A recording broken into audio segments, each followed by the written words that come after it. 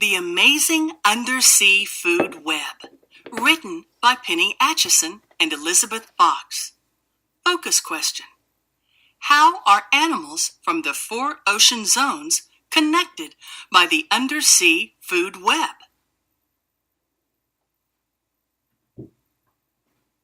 Let me introduce myself. The ocean is a huge feast for everything in it and for many land animals, including humans. When you think of the ocean food web, you might think of great white sharks devouring their prey or enormous blue whales eating tons of krill. But did you know that more than 90% of all sea creatures end up being eaten by other sea creatures? That means that almost every organism in the ocean ends up being eaten by another sea creature at some point. There are little organisms that almost always get eaten, but do not actually eat anything themselves. They are the most microscopic species in the ocean, yet they form the center of the ocean's food web. Some people might think it's a raw deal to be food for everybody else. However, I find it to be quite a powerful job. Oh, wow. I didn't know that 90% of all sea creatures end up being eaten by others. Did you? Yeah, probably. Shark eats many things if you think about it. Mm-hmm. I knew that the whales eat a lot of krill, but rest of it is surprise to me. I did a project. I studied science and food webs. I know about this. Well, not the 90% thing. I just know about a little percent. Okay, so there are these little microscopic species, she says, that form the center of the ocean food web. To be them stinks. Yeah, but why does she say center? So she's going to... Because it's the base of the food web. Okay, so that's the starting point for the food web. To And be rest them of... stinks. Everything can eat them, and they can't eat anything. So rest of the animals in this ocean food web depend on them indirectly. So somehow, so rest of them survive by eating the animals in front of them in the food web. Yeah. And these guys, how do you think they survive? The ones which are at the center of the food web. What are they eating? Nothing. How do they live then? I mean, you gotta eat something to... They're probably plants using sunlight. Okay, let's find out. So you're saying they produce their own food using sunlight, and then others are depending on them like that. All right, let's find out. Let me introduce myself properly. Phytoplankton is my name. I'm an algae, which is almost like a very tiny plant. But unlike plants, I have no roots. I'm free to float around with the ocean currents. I prefer to remain near the surface of the sea in the sunlight. See, I told you. Absolutely, you're right. Good guess. That's why they stay at the top, so they can absorb sunlight to make their own food. So they're like tiny, tiny plants, is it? And they float close to the surface because they need sunlight, I guess. And And sunlight doesn't need any food. so these are the ones feeding all the animals in the ocean, is it? Yeah. Pretty cool. I can be found in every ocean on Earth. There must be a lot of them. Yep, there must be... Trillions, bajillions. Yep. Like plants, I make my own food through a process called photosynthesis. I use chlorophyll to capture the sun's energy to change minerals and nutrients from seawater into food. Chlorophyll makes me green, the same way it makes plants green. Since phytoplankton is so tiny, you can only see the color when there are billions upon billions of us in one place. So there must be Even more than gajillion. Because billions and billions in one place. Yep. Very large number of them. And did you notice something? So they use the same process as the plants, the photosynthesis. They use the same chlorophyll. Knew it. Pretty cool. They need sunlight. So the normal land plants, they take the nutrients from the soil, right? And these phytoplanktons, they take nutrients from? The sun. Not exactly the sun. So normal land plants, what all do they need to make their food? They need sunlight. They get the minerals from seawater, but they make They need chlorophyll to capture the sun's energy to get the nutrients from seawater. Yes. So they combine the nutrients from the seawater, and they take the energy from the sunlight. Combine it with seawater and get food. Yeah. And do you think they also need carbon dioxide? Probably. Yeah. So they have access to the air, I would guess, just like the normal land plants. So they take carbon dioxide. Air is in water. Yes, you're right.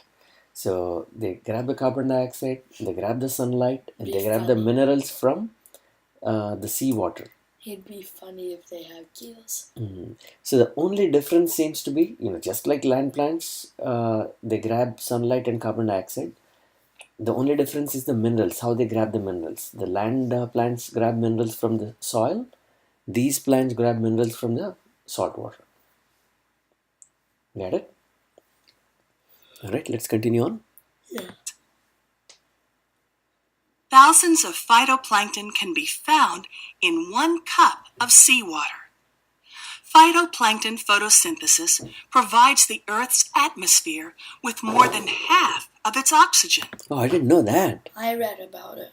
Oh, you read about my science textbook or something. I read about that. So these small ocean plants are doing about half or more the oxygen.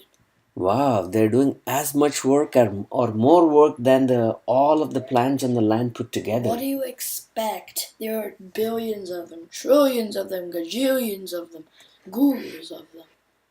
Alright, so here is the ratio. Do you know what is the land to water ratio? Land to water ratio. On the surface of the earth? 2/3 equals 1/3. It's about 70%, 30%, something like that, right? Or about 75 and 25, let's say. So there are 3 parts of water, ocean water. Oh, 70. My answer is correct too, 66 to 33. How would that mean? If the actual number is 75-25, how is 66 to 33 correct? You said 70-30. Okay, it could be. So somewhere thereabout, let's say 75-35. 75-25, right? 3:1. So there are 3 parts of ocean water to 1 part of land, right? So do you expect there to be more phytoplanktons, or do you expect there to be more land plants? More phytoplanktons. So obviously they're going to make more oxygen then, right? By that ratio. But it's not that easy to figure out that they make more, because they're so teeny tiny. Oh yeah, you have a point there. Even though there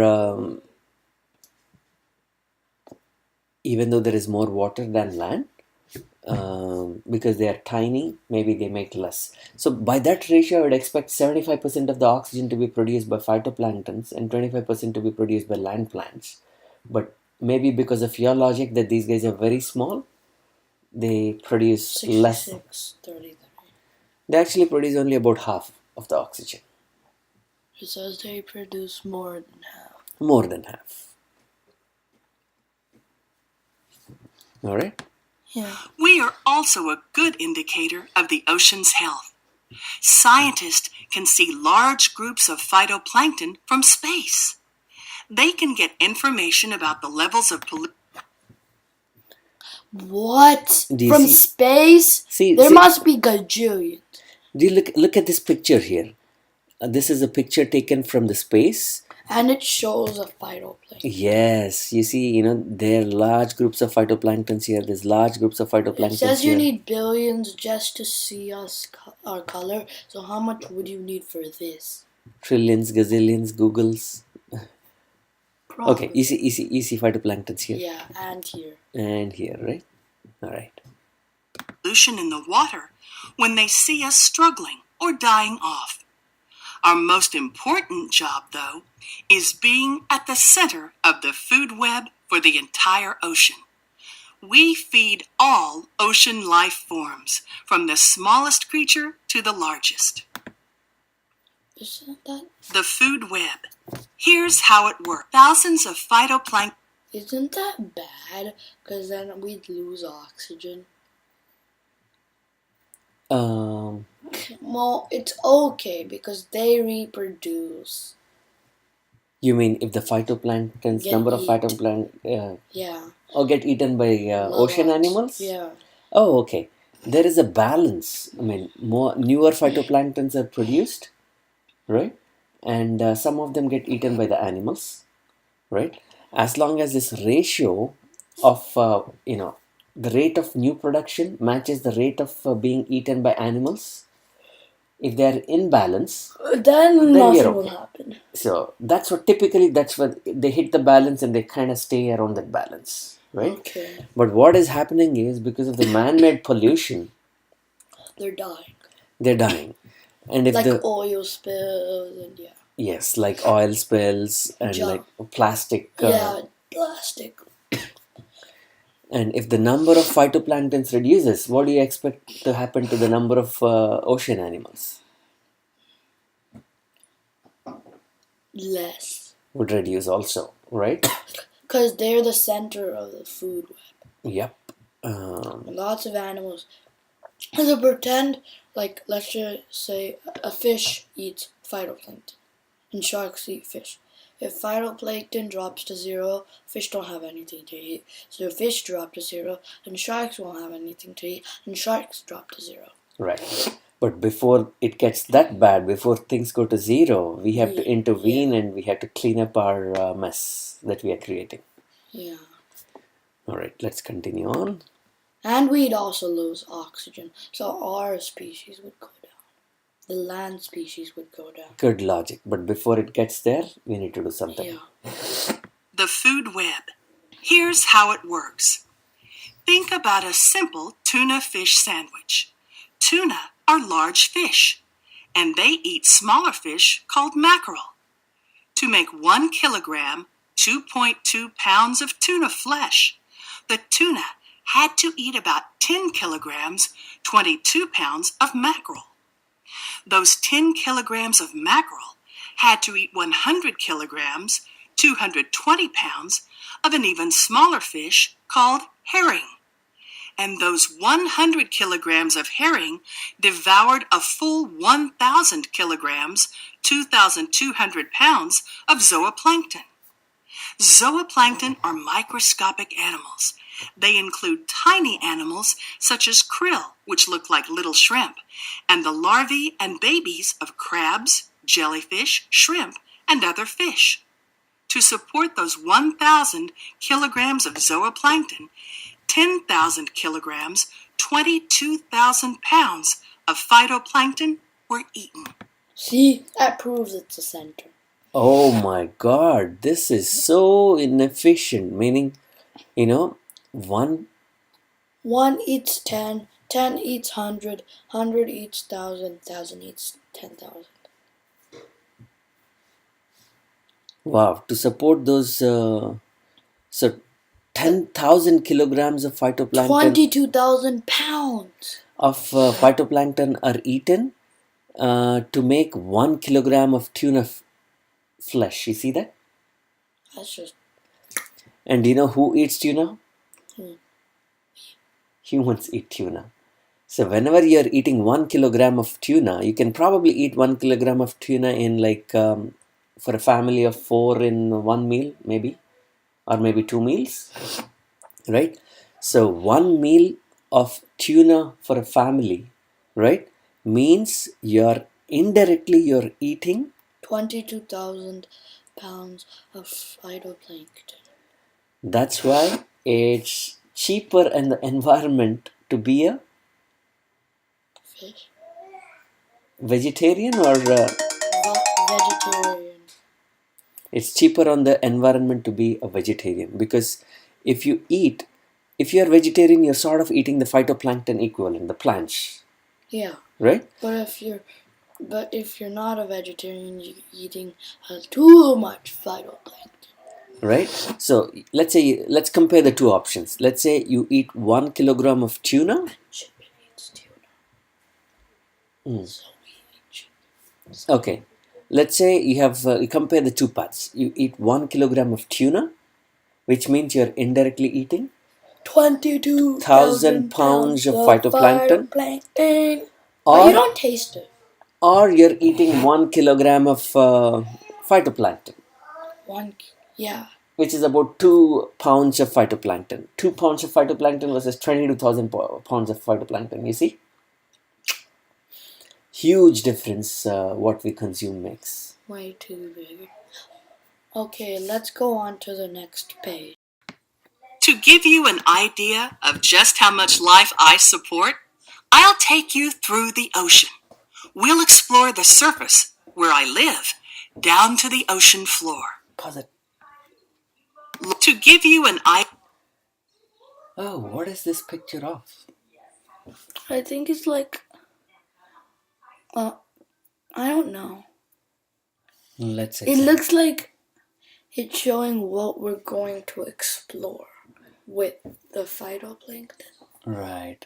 So if you see, I think this is showing this is how... And this is the distance down. Yeah, so... Below surface. Below surface. So that's called the depth, right? So this is showing the depth of This ocean. looks like this is only 5 feet. And Yeah. I could dive all the way down. So this is the beach. You see this? Right? Yeah. So that is the beach. And very close to the beach, it is kind of shallow. And then after this, It you can get dragged away into the ocean. No, this is... No, even here it's like not very shallow. It's like 0 to 200 meters. That is pretty deep. Wait, what? In relative terms, it's shallow. I mean, we will easily get drowned, of course. We are only, 1 to 2 meters tall, max, right? And I can swim. you can swim, so you'll survive, yes. But yeah, this is showing you the depth of ocean in relative terms. So this is, close to the beach, and this is shallower areas of the ocean, and then it gets really deep, and this is the ocean trench, the deepest part of the oceans. Yeah. And these are the underwater mountains. We read about those things, right? Yeah. All right, let's continue on.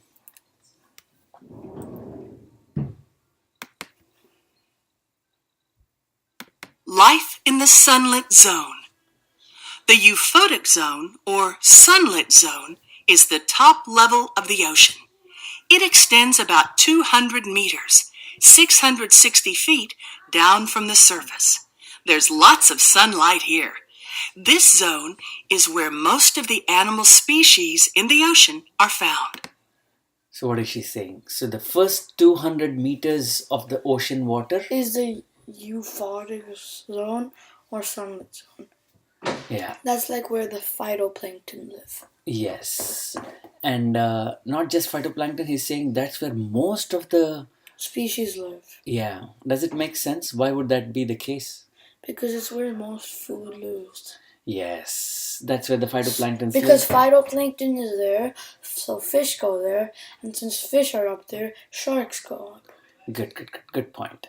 And pretty much, most species probably need a little bit of sunlight also. Yeah. And sunlight is available here. And of course, food is available here. So it makes sense logically that this is the area where most of the ocean species live.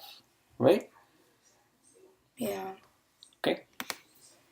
Almost all the seafood eaten by humans comes from the euphotic zone. Clams, mussels, and oysters live on shallow ocean floors. Lobsters and crabs scuttle about in coral reefs and among seaweed beds. Most species of fish, including salmon, Tuna, mackerel, cod, and swordfish stay up in the sunlight where there is plenty to eat and good light for hunting. So most of the food that we eat seems to mean most of the seafood that we eat seems to come from this euphotic zone, right? Yeah. Well, yeah. The euphotic zone is also home to coral reefs, which hold most of the ocean's plant and animal species. These fragile and beautiful areas are formed by the skeletons of small animals called coral polyps. Sea fans, brain coral, angelfish, sharks, shellfish, and crabs all make the coral reef a colorful and busy place. Anemones, animals that look like beautiful flowering plants, catch zooplankton with their stinging tentacles. Jellyfish swarm in massive numbers, attracting the sea turtles that love to eat them. Coral reefs also provide shelter for young creatures that will live in the open ocean as adults. Life in the sun. I did a project on coral reefs, remember? Oh yeah, that was a cool project, right? Yeah. Yeah. So coral reefs are definitely part of the euphotic zone, right? Yeah. They are in the first 200 meters of the ocean depth. Yeah. And what else? Looks like the coral reefs are where most of the species are found. Probably. Because there's so many attractions and food and stuff. Mm-hmm.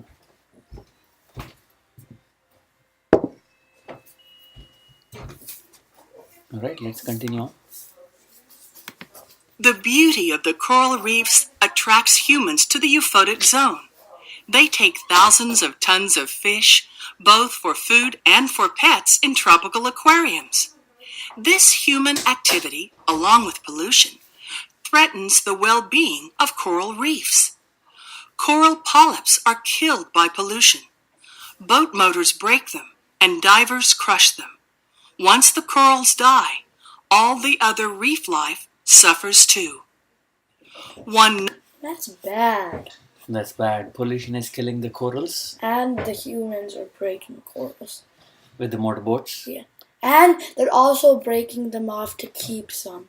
Because it's so pretty. Because it's so they pretty. break it off and keep it for themselves or sell it. Yeah. By the way, before we did that coral project, I thought coral polyps were plants, but they're actually animals.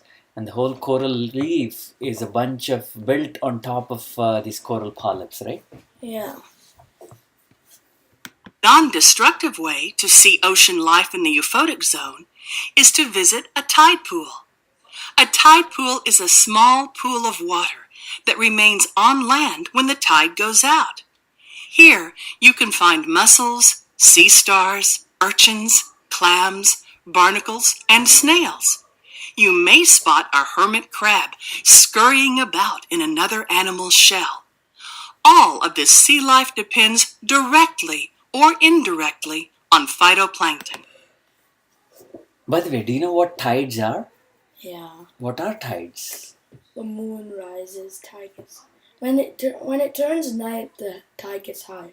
Yes. So there is a high tide and there is a low tide.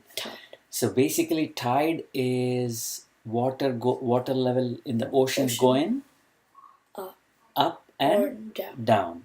When does it go up and when does it go down? When it's turning night, it goes up.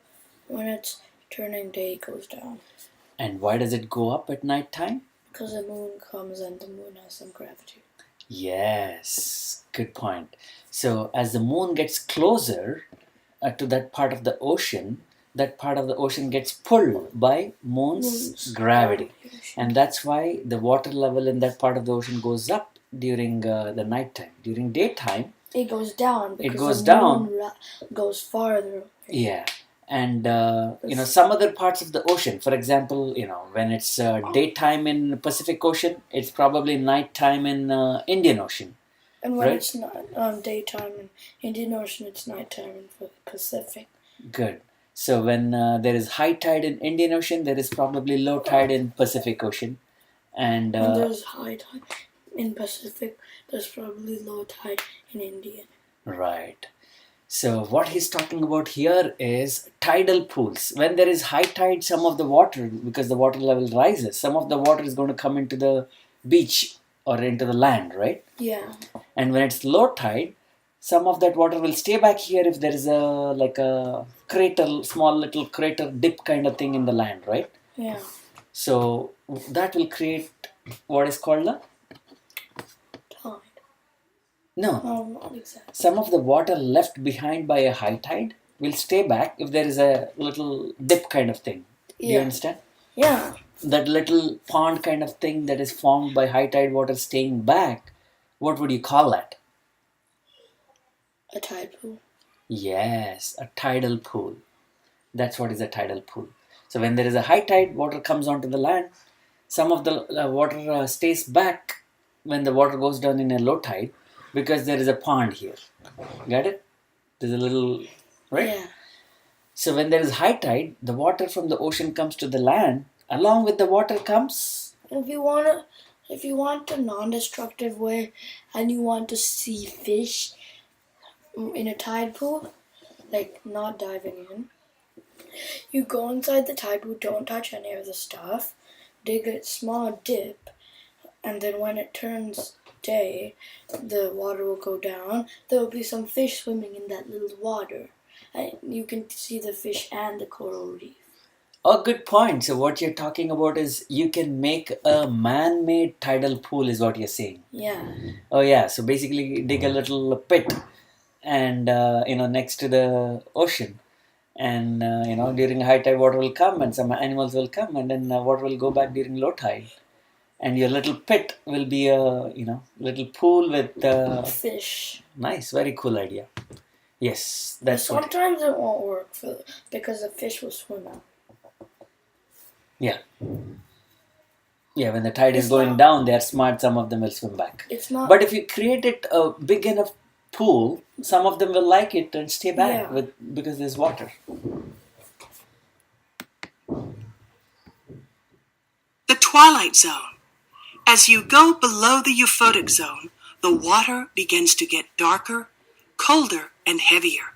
You are now entering the twilight zone, also called the dysphotic zone. It begins at about 200 meters, 656 feet, and goes to a depth of about 1,000 meters, 3,280 feet.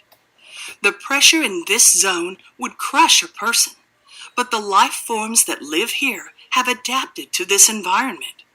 The twilight zone doesn't have enough light to support photosynthesis and plant life, but some animals do make their homes here.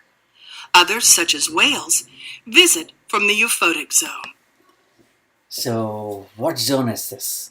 Twilight zone, also known as the dysphotic zone. Okay, twilight zone is how deep? 2,000 meters to 1,000 meters deep.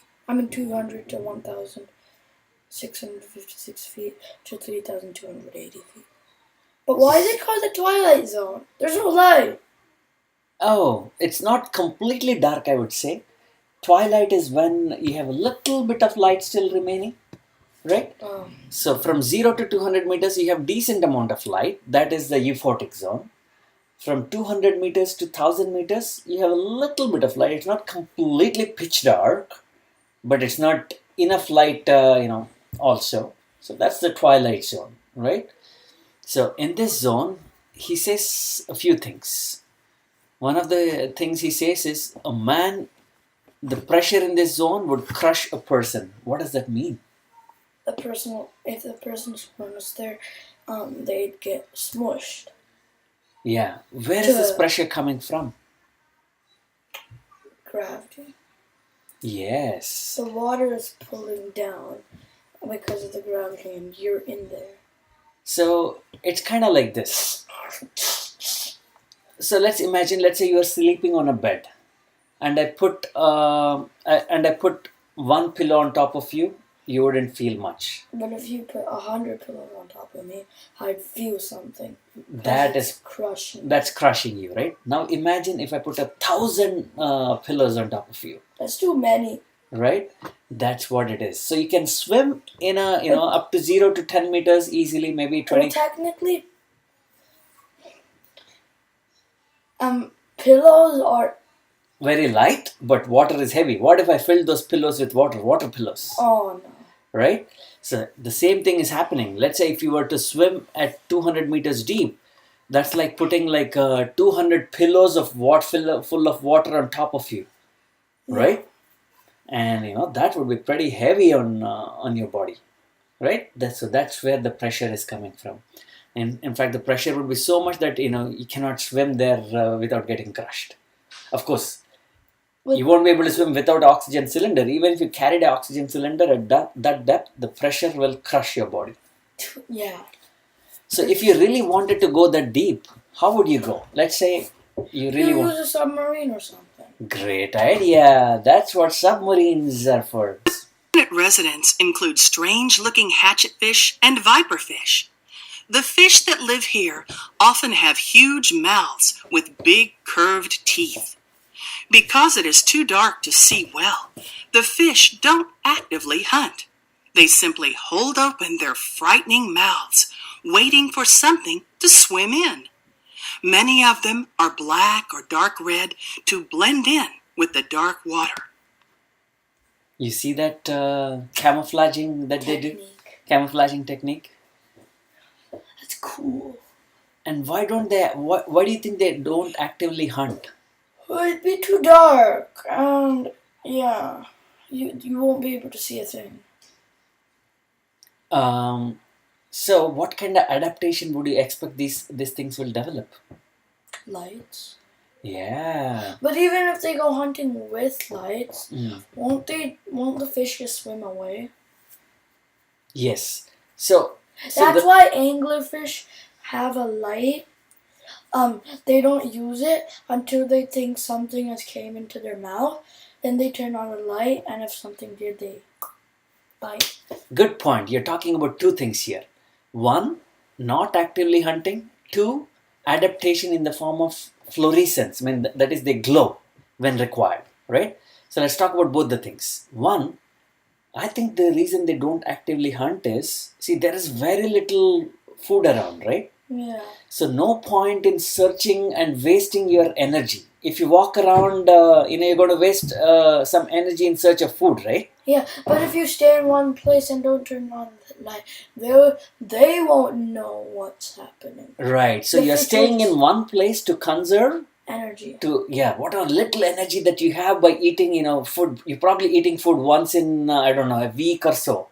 So you want to just stay in one place and preserve all the little energy that you have, and just keep a watch on anything that comes by. And after a week, when something comes by, you want to latch onto it, right? Yeah. And that's where the adaptation helps. That's where the lights come in. So then they glow suddenly, all of a sudden, surprise the guy and eat him.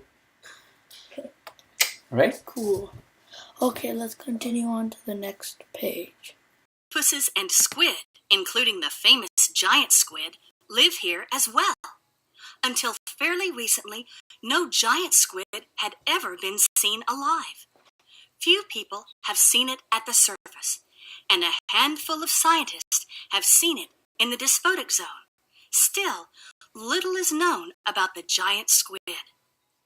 Many animals in this zone depend on a diet of what scientists call marine snow. This is a nice name for dead phytoplankton and zooplankton. When we die, our bodies drift slowly down through the ocean layers to the bottom of the ocean, like snow falling through the air. So even where we don't live, phytoplankton are eaten. That is pretty cool. That's odd. Especially the giant squid thingy. Giant squid thingy, even giant squid living in this, what zone is this? The dysphotic zone. The twilight zone, right? Also, who knew that it was just recently discovered? Yep. No, what? When I found this thing cool, the marine snow. Did you understand what the marine snow is? It's like a dead phytoplankton and zooplankton falling down through the water as if the water were air. So what does that mean? So some of the phytoplankton are eaten when they're still alive, right? And some are eaten when they're dead. Yeah, they're eaten when they're alive by the animals living in The euphotic zone, the first zone, right? Yeah. Right? And the ones which are dead, they go down, keep sinking down slowly. To the twilight zone. To the twilight zone. zone. Pretty cool. Alright, can we move on? Yeah. The midnight zone.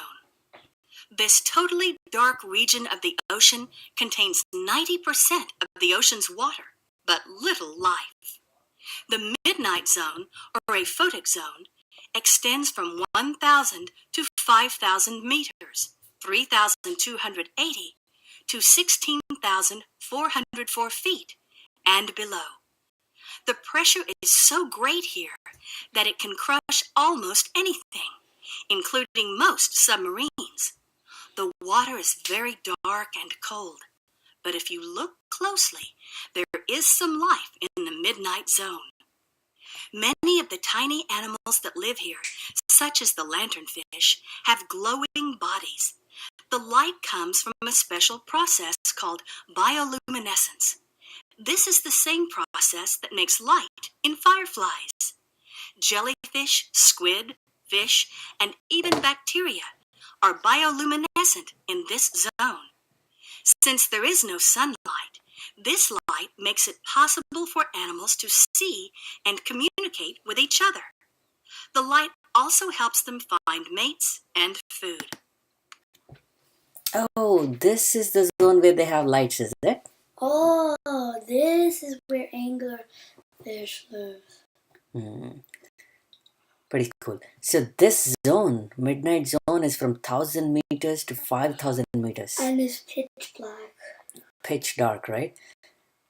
Actually, the surprising fact is, looks like most of the ocean water, like 90% of the ocean water seems to be in this zone. It makes sense, because it's bottom. Deep areas, right? Yeah.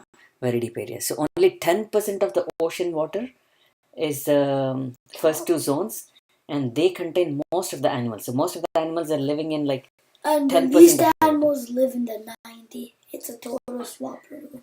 Switcheroo, right? Yeah. You know what I find really amazing is at this depth, like 1,000 meters to 5,000 meters deep, there might be a lot of pressure, right? Even submarines, most of the submarines apparently cannot survive these pressures, right? But life, life is such an amazing force that there are some species of life which can survive that much pressure, whereas even the best submarines find it really hard to survive here. Yeah. Amazing, right? Life is an amazing force. It can, be found in such hard places. Yeah. Okay, let's move on to the next page.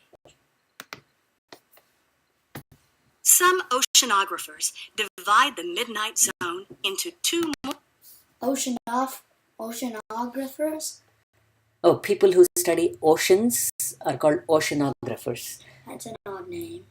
More zones: the abyssal zone and ocean trenches.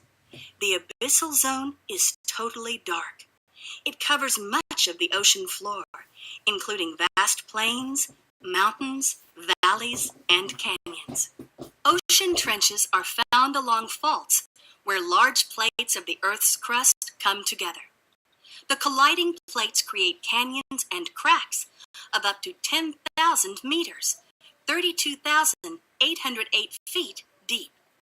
You would think that nothing could survive in the darkness, cold, and extreme pressure at the bottom of a trench.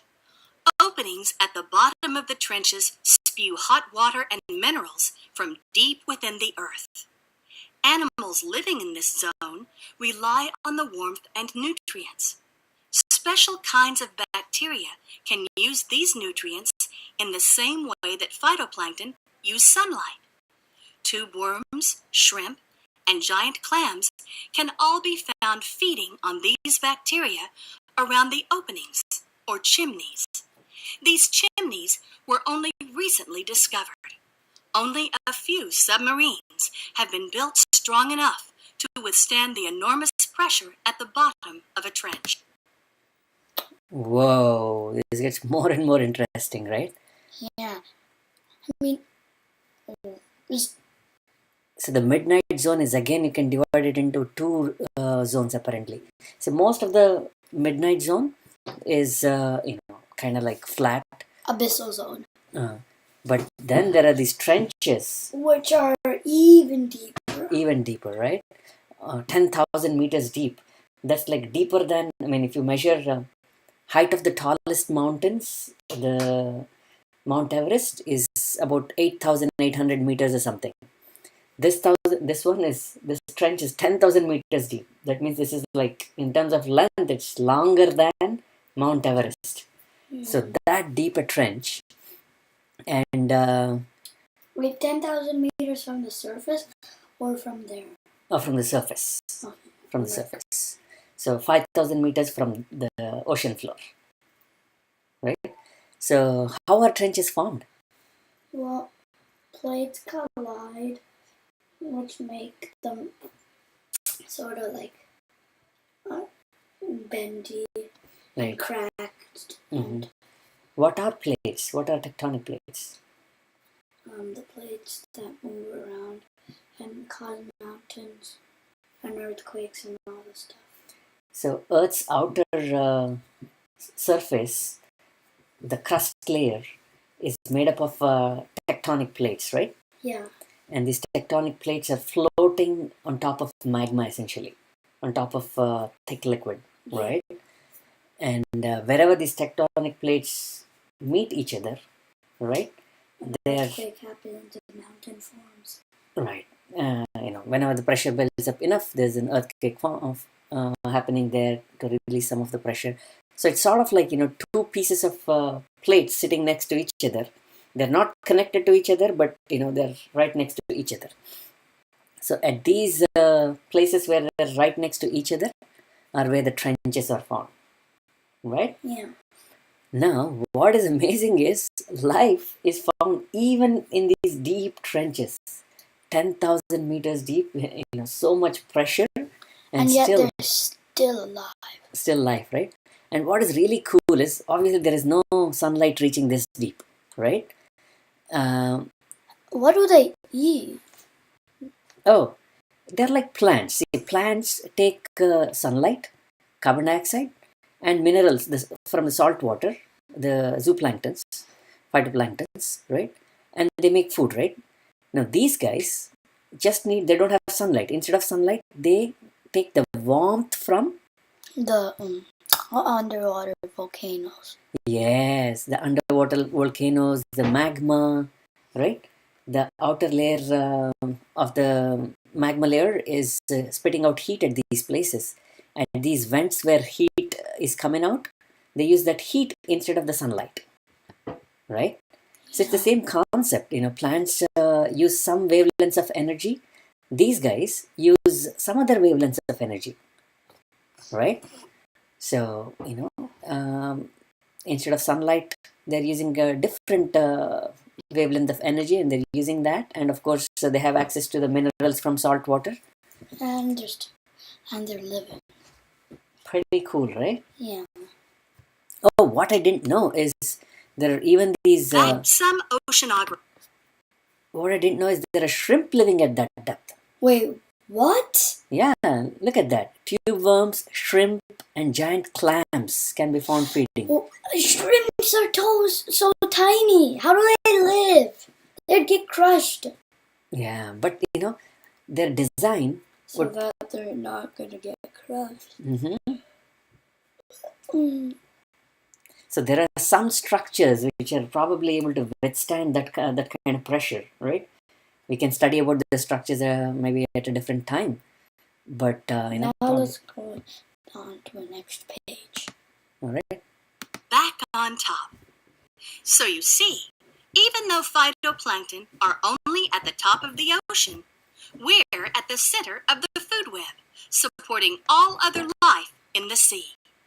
Whether you enjoy the ocean for the beauty of coral reefs, the mystery of the abyssal zone, or some tasty fish and chips, you have us phytoplankton to thank. So Connections. all of the ocean amazingness Comes from phytoplankton. phytoplankton. Thank you. Thank you, phytoplanktons.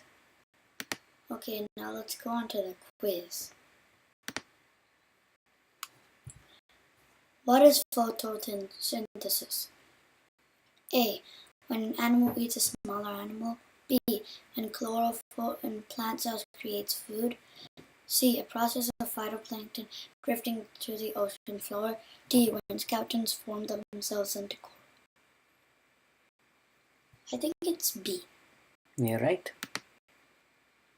Number 2. What step comes after mackerel eats herring in section the food web? Herring eats zooplankton. Herring eat tuna. Herring eat shrimp. Herring eat jellyfish. I think herring eat zooplankton. Let's check. Let's check.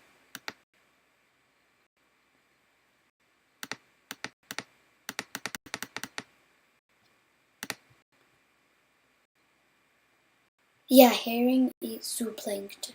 Cool.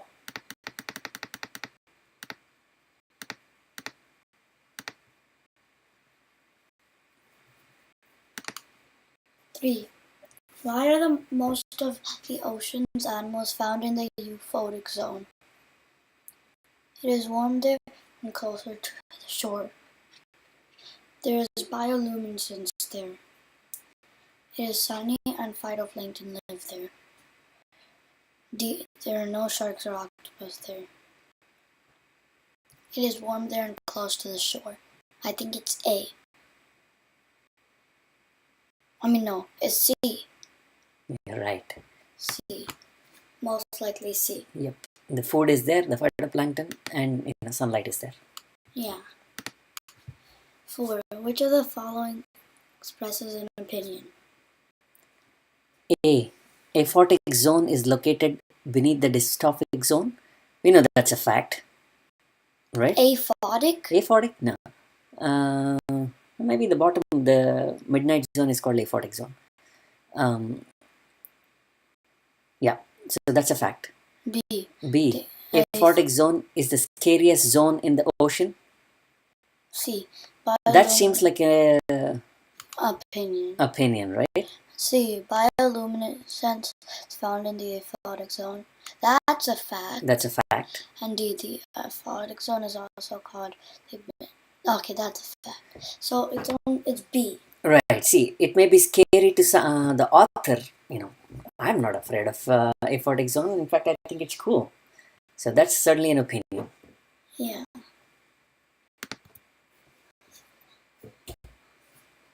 Which of the following is a fact about the ocean's food web? A.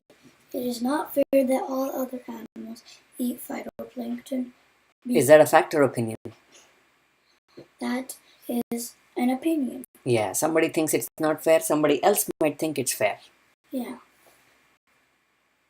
B. If phytoplankton is at the center of the ocean's food web. That's a fact. That's a fact, yeah. C. The ocean's food web is more interesting than the food web for land animals. That's an opinion. That's an opinion. I might find the other way around. I might find... And D. My favorite part of the food web is phytoplankton. Mine is not. Okay. So it's B.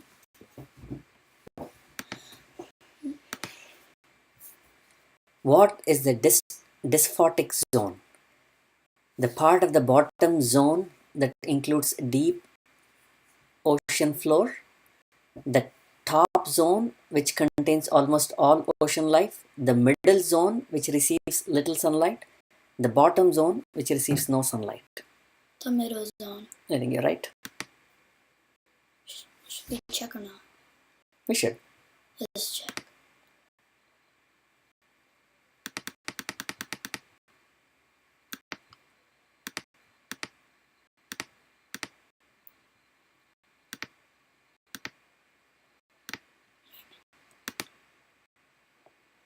helps.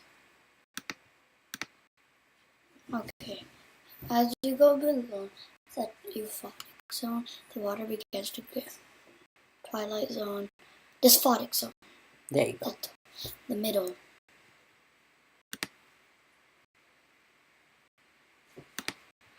What is the author's purpose for writing this book? To entertain readers with a story about phytoplankton, to persuade readers to protect ocean life, to inform readers about phytoplanktons role in the ocean's food web, D, to inform readers about the darkest ocean zones. Excuse me. C. I think you're right. Because this whole thing is about the food web, ocean food web. You can see its name. Undersea Food Web. Alright. Which of the following is a fact from the section The Twilight Zone? A. The pressure in this zone would crush a person. That's a fact. That's a fact. And it is from Twilight Zone. The best part of this zone is the strange creatures. That's an opinion. That's an opinion. Somebody else might not think so. Swimming with a giant squid is terrifying. Again, that's an opinion. That's an opinion. I might not be afraid. Marine snow is disgusting and slimy to touch. Again, I think it's cool. Opinion. Yeah. So it's A. What is the main similarity between the aphotic zone and dysphotic zones? They both have live phytoplankton. They both have undersea trenches. They both have animals with bioluminescence. They have significantly less life than the euphotic zone.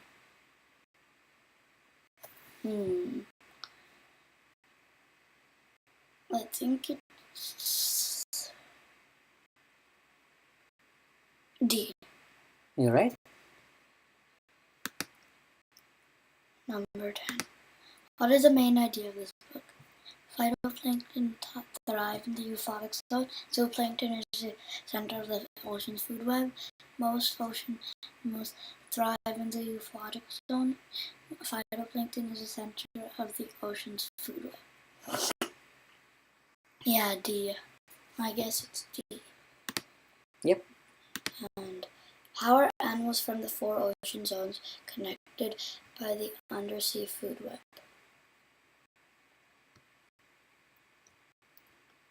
They start on phytoplankton and go all the way down to the biggest predators of the ocean.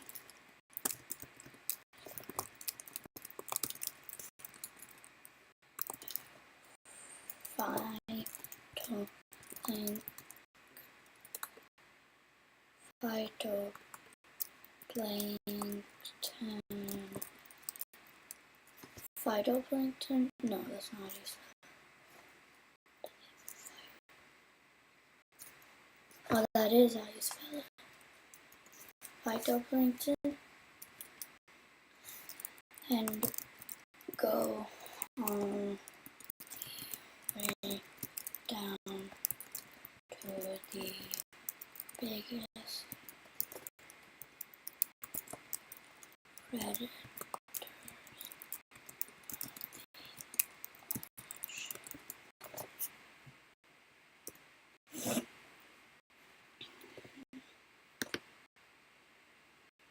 Super! You answered all of the questions correctly. I guess that.